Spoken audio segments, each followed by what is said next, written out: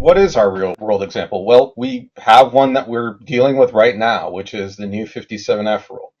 And so we're going to talk about how 57F can kind of help you to think about strategic interoperability and your approach to solving this mandate. So if you are in a planning mode and you are thinking, what is our approach to 57F going to be? There are a few things that you need to do. So first of all, you have to assess what you currently have in your environment.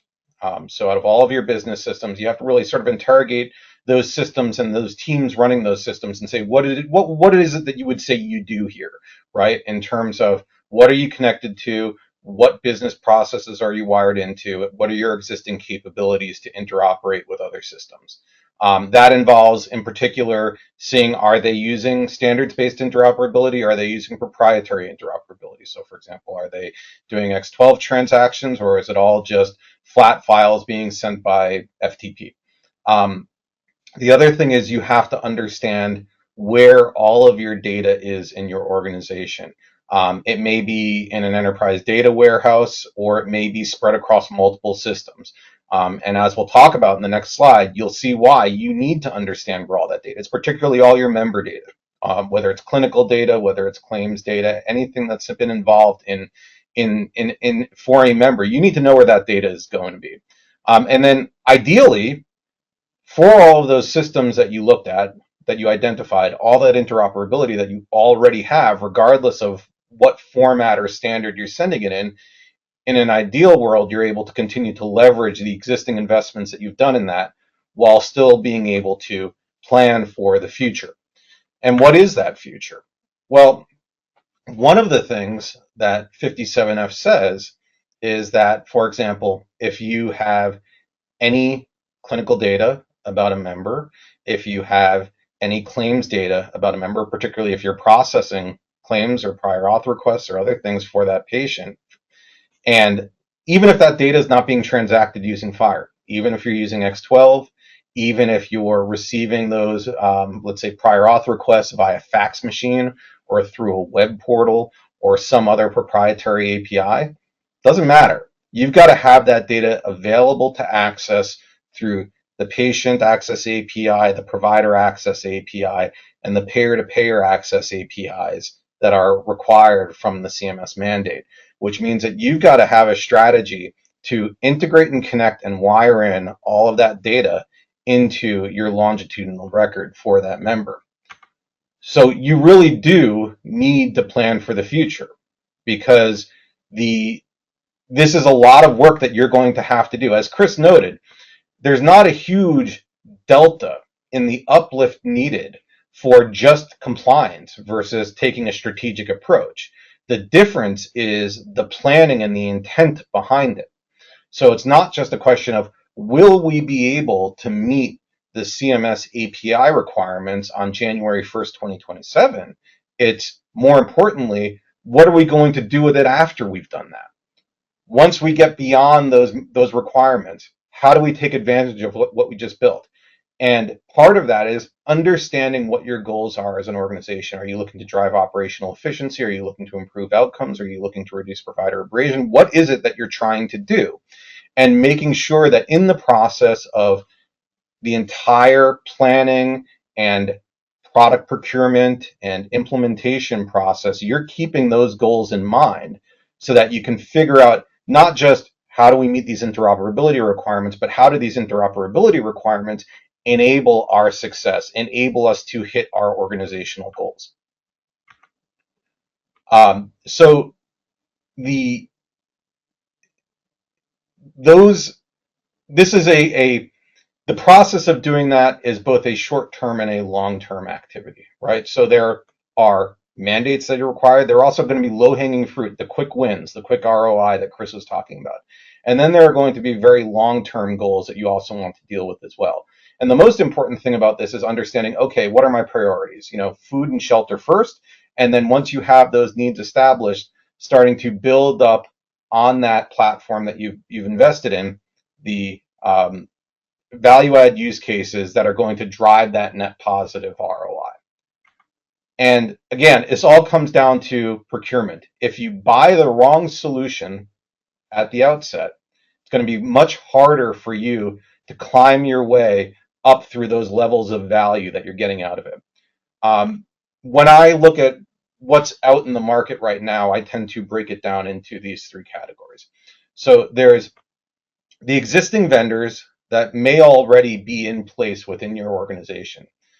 For example, clinical guidelines, utilization management. Oftentimes, those vendors are looking to satisfy a portion of the interoperability mandate that is specific to their role that their solution plays within that mandate. So, for example, there are three key APIs involved in the prior authorization workflow.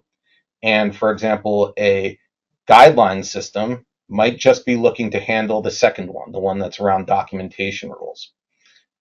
Now, does that mean that you have to throw that vendor out? Absolutely not. But what it does mean is that you need to understand, what do I need to buy in order to leverage that existing investment within this larger set of solution that I need to build up in order to meet these requirements. Then there are the toolkit vendors. So these are these are the newer names that you've been seeing in the industry, particularly in the payer side of the industry. What they're doing is they're coming in with a set of FHIR development tools, essentially, FHIR development tools and integration tools, with largely a build-it-yourself approach. So this is they come with adapters and connectors and maybe some lightweight applications, but really it's up to you to take your knowledge of the industry and how your business works and workflow and orchestrate all of that within their tool sets. And then there are the larger, more established platform vendors that have been around in the industry for 20, 30 years, like Edifex, right? That where we have been in the trenches with you, working through all these problems, regardless of the standard, regardless of how the data gets in, it's solving these problems.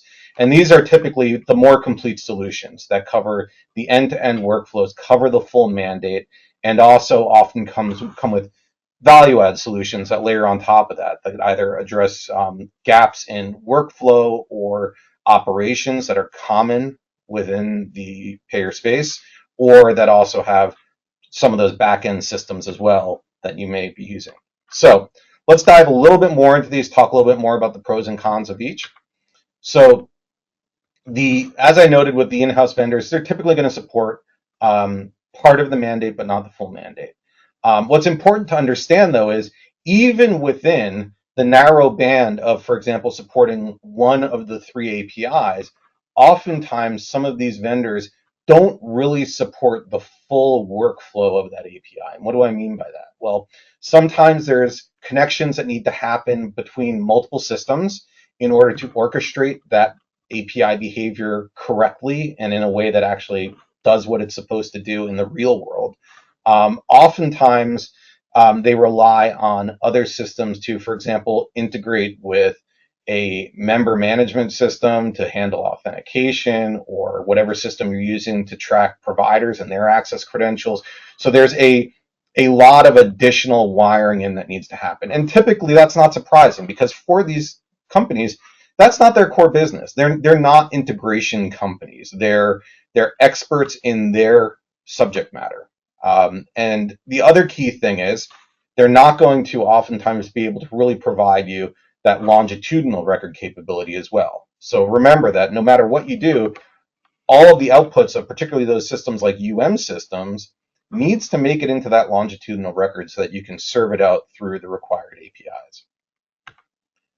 For the FHIR toolkit vendors, typically what that means is you're going to have a very high implementation cost. So the implementation cost might be in some cases 2 or 3 times higher than the cost of the actual software that you're buying, because either you're going to have to do that work and pay for that out of your own people's time and resources, or you're going to have to work with an implementation partner to build that out.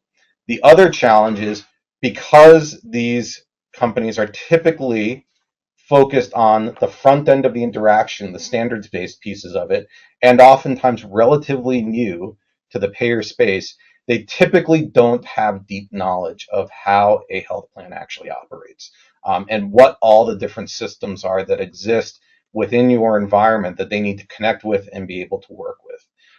The other thing is they're typically oriented primarily to fire, and they don't have strong tooling and capabilities around X12 or any of the other standards that I mentioned, which are used pretty heavily both for clinical data interoperability, but as well as for claims processing, enrollment processing, all these other things. And the other key thing is, even if they do provide some basic capabilities around that, typically they don't have very robust out of the box integration of those capabilities into that FHIR repository, that longitudinal record that is used as the basis to serve up member data through those APIs. So now let's talk about platform solutions from companies like Edifex. So there's a bunch of advantages here, and I'd like to talk to them about them with you. So first of all, it's a single source procurement, which is oftentimes not the case when you're working with a toolkit vendor or in-house, because you've got a bunch of different functional gaps that you need to fill, and oftentimes you're not going to be able to get everything that you need from a single vendor. We've been working in this space for almost 30 years. We have very deep knowledge of how you work and how you do business. And we, in most cases, already have existing integrations with your systems, either directly with you, if you're a customer that we work with, or with other customers that have the same vendors that you have in-house. We have a broad support for standards, obviously very strong in the X12 department, but also all the other standards that I was mentioning, as well as the unstructured stuff and all the other wonky ways that data can flow around, like managed file transfer and SFTP. We do all that. And more importantly than that, we have those all highly integrated into our longitudinal FHIR record as well. So while we are meeting the mandate, we're also accounting for all of those other things and making sure that what we're delivering is the promise of strategic interoperability. The idea that you're not just using this data to transact, you're using this data to add more value, get more ROI out of it. And part of the way is by having additional capabilities outside of the mandate that we can also layer on top of that, because we've got the common data model, the common structure and infrastructure, to be able to very quickly stand up really powerful solutions on top of that, or empower you to stand up your own solutions on top of it, either by FHIR-based applications that you procure or things that you decide to build in-house.